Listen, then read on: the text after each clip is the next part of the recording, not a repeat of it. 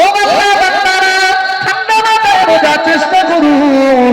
কেননা অনেক ওয়াজিবরা বলেছেন, অনেক আলেমেরা বলেছেন, নবীর রওজার উপরে একটা কোরআন শরীফের আয়াত লেখা আছে।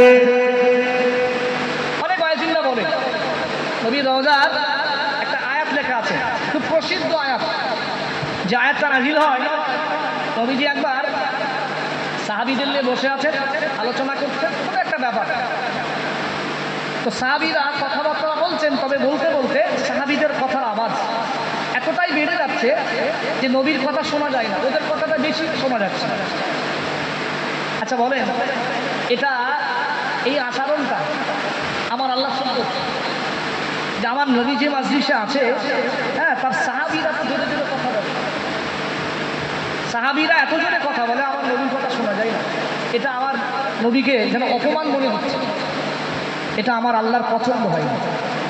আচ্ছা বলেন, বাড়িতে আমরা ভাই ভাই, আমরা বাপ বেটা যেভাবে কথা বলি, অনেক সময় জোরেও বলি, ঠিক আছে, একেবারে নিজের মনে করে কথা বলি। আচ্ছা আমরা যখন মনে করেন কোনো অফিস আদালতে যাব, আচ্ছা সেখানে গিয়ে কি হেই তুই মুই এরকম কথা বলতে পারবো? কথা বলে না। চিল্লা চিল্লি করে কর্কশ ভাষায় কথা বলতে পারবো? যতটা ভদ্রতা আমি শিখেছি বা জানি, ততটা ভদ্রতা সেখানে দেখাবো না। বা তিনি 10টা বললে উত্তরে একটা দেবে, বলা যায় না। যদি ভুল হয়ে যায়, ভুল হয়ে গেলে চাকরি হবে না, দরকার নেই বেশি কথা বলা। তিনি বড় মাপের মানুষ। আচ্ছা বলেন, আমার নবীর থেকে পৃথিবীতে বড় মাপের মানুষ কেউ আর আছে? কথা বলে না, কেউ আর আছে? আমার নবীর উপরে বড় মাপের মানুষ কেউ আর নাই। একবার জোরে বলেন সুবহানাল্লাহ। তো সাহাবীরা কথা বলে, সাহাবীদের কথার আওয়াজ যেন একটু বেড়ে যায়, আমার আল্লাহর ভালো লাগে।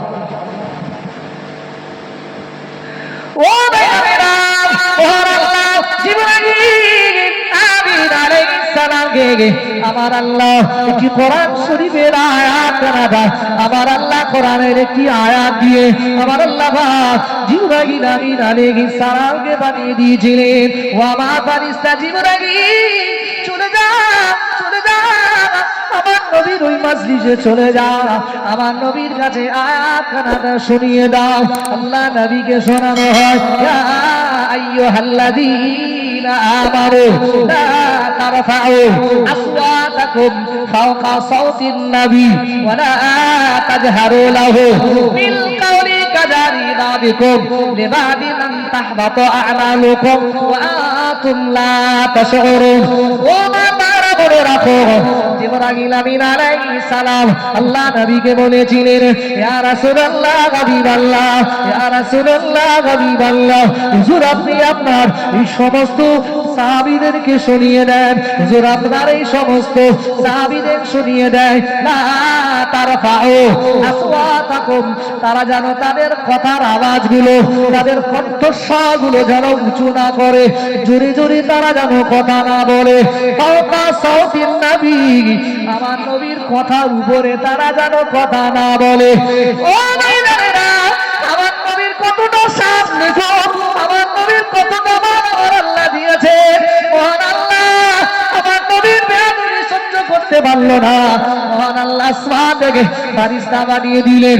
ও ফেরেশতা জিবরাইল, চলে যাও, আমার নবীকে শুনিয়ে দাও, আমার নবী যেন বলে, লা তারফাউ আসওয়াতাকুম। ও আমার সাহাবীরা, আমি রাসূলুল্লাহ বলছি, আমার কথার আওয়াজের উপরে তোমাদের কথার আওয়াজগুলো করো না। ও বাবারা বলে রাখো, ফাওকা সাওতিন নবী ওয়া লা তাজহারু লাহু বিল কাওলি কাজাহারি বাদিকুম। মহান আল্লাহ বললেন, ও বান্দা শুনে রাখো, তোমরা বাড়িতে যেভাবে নিজেরা কথা বলো, কথার ভিতরে অনেক সময় ভদ্রতা থাকে না, কথার ভিতরে নম্রতা থাকে না, কথার ভিতরে সাউন্ড তোমরা কমাও না। বাড়ির মতো কথাবার্তা আমার নবীর মাজলিসে বলা চলবে না। আমার কথা বুঝতে পারছেন? আল্লাহ বললেন, ওয়ালা তাজহারু লাহু বিল কাউল, তুমি তোমার কওমের কাছে যখন থাকো, তুমি তোমার কওমের কাছে যখন থাকো, আল্লাহ বলেন তুমি যেভাবে কথা বলো ওই কথাবার্তাগুলো বাড়ি চলবে, তবে আমার নবীর মাজলিসে চলবে না। জোরে বলেন, আরো জোরে বলেন সুবহানাল্লাহ, নারে তাকবীর, নারে তাকবীর। তারপরে কি সুন্দর আয়াত আল্লাহ বলছেন,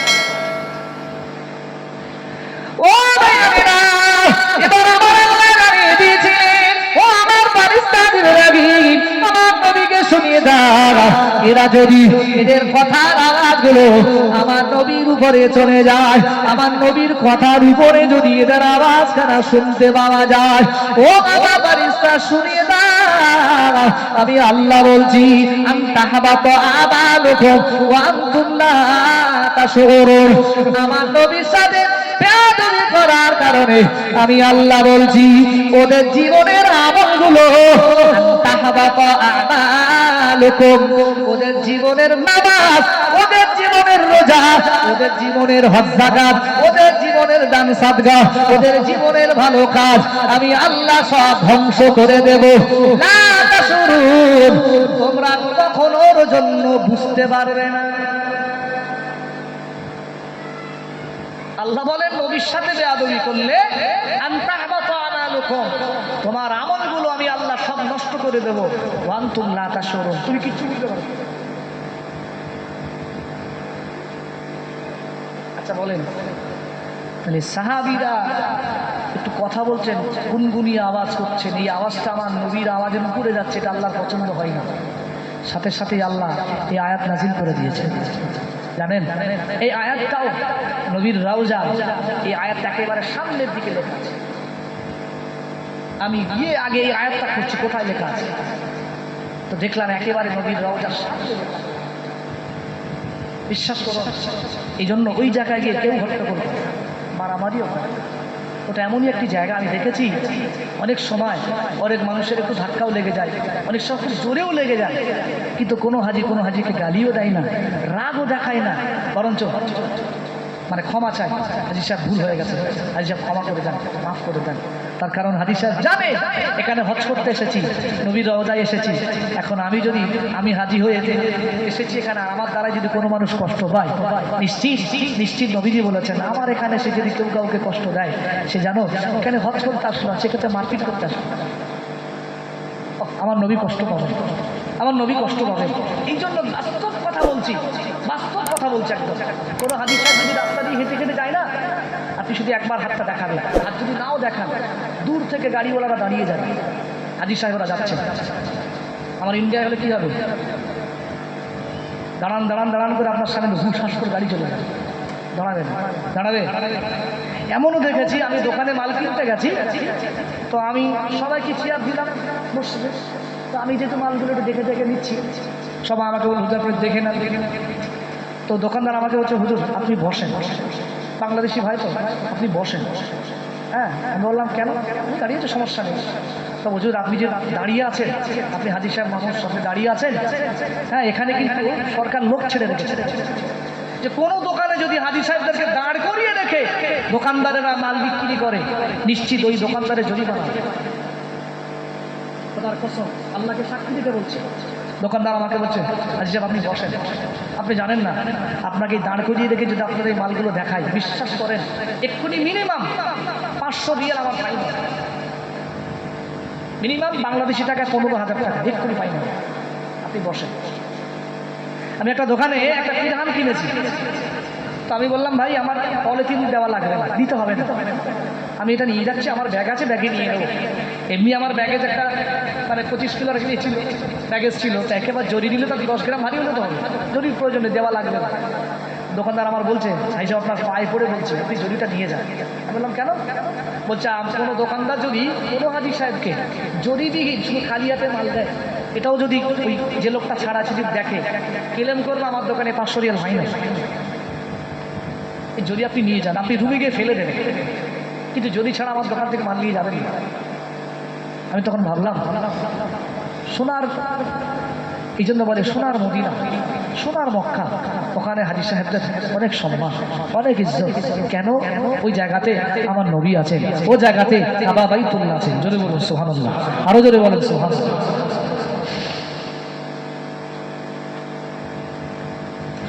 ও আল্লাহ নবী সাহাবী আবু বকর সিদ্দিক রাদিয়াল্লাহু তাআলা আনহু আল্লাহ নবী সাহাবী আবু বকর এই আয়াতখানাটা যেদিন নাযিল হয়েছিলেন তারপর থেকে আল্লাহ নবীর সামনে যখন আবু বকর যায় আবু বকর মাথাটা নিচু করে করে কথা বলে আবু বকর মাথাটা নিচু করে করে কথা বলে আল্লাহ নবী যদি 10টা কথা বলে আবু বকর আস্তে আস্তে করে কম কথায় উত্তর দেওয়ার চেষ্টা করে ও ভাইরা আল্লাহ নবী আমার সাথী আবু বকরকে জিজ্ঞাসা করেছিলেন ও আমার সাহাবী আবু বকর আমি রাসূলুল্লাহ জানিয়ে দিলাম কি ব্যাপার ও আবু বকর আগে তুমি তো আমার সামনে অনেক কথা বলতে এখন তুমি আর কথাবার্তা বেশি বলতে যাও না কি ব্যাপার আল্লাহ নবী সাহাবী আবু বকর বলেছিলেন ইয়া রাসূলুল্লাহ ইয়া হাবিবাল্লাহ হুজুর ওই আয়াতটা নাযিল হওয়ার পর থেকে হুজুর আমার মনের ভিতরে সব সময় যেন ভয় ঢুকে গেছে আমার অন্তরের ভিতরটা দুক দুক করতে থাকে কেন না জানি কোন সময় আমার কথার দ্বারায় আমার পায়ের দ্বারায় আমার চলাফেরার দ্বারায় আমার উঠা বসার দ্বারায় আমার নবীর সাথে বেয়াদবি হয়ে যাবে আমার নবীর সাথে গুস্তাখি হয়ে যাবে ইয়া রাসূলুল্লাহ ইয়া হাবিবাল্লাহ হুজুর মহান আল্লাহ তো জানিয়ে দিয়েছেন যারা আমার নবীর সাথে বেয়াদবি করে আমার নবীর সাথে খারাপ আচরণ করে আমি আল্লাহ বলছি আনতাহামাত আমালুকুম ওয়া আনতুম লা তাশউরুন মহান আল্লাহ যে আয়াতখানা নাযিল করেছেন আবু বকর হুজুর আমার বললেন ইয়া রাসূলুল্লাহ হুজুর এই জন্য আমি আমার কথাবার্তার মাত্রাটা কমিয়ে দিয়েছি ও ভাইরা নবী আমার এই সময় আবু বকরকে বুকের ভিতরে জড়িয়ে ধরে বলেছিলেন ও আমার আবু বকর আমি রাসূলুল্লাহ জানিয়ে দিলাম আঙুল যেমন পাশাপাশি থাকে ও আমার আবু বকর আমি রাসূলুল্লাহ বলছি জান্নাতের ভিতরে ও আবু বকর তুমি আমার একেবারে কাছাকাছি অবস্থান করবে বলুন সুবহানাল্লাহ আরো জোরে বলুন সুবহানাল্লাহ দরুদ শরীফ আল্লাহুম্মা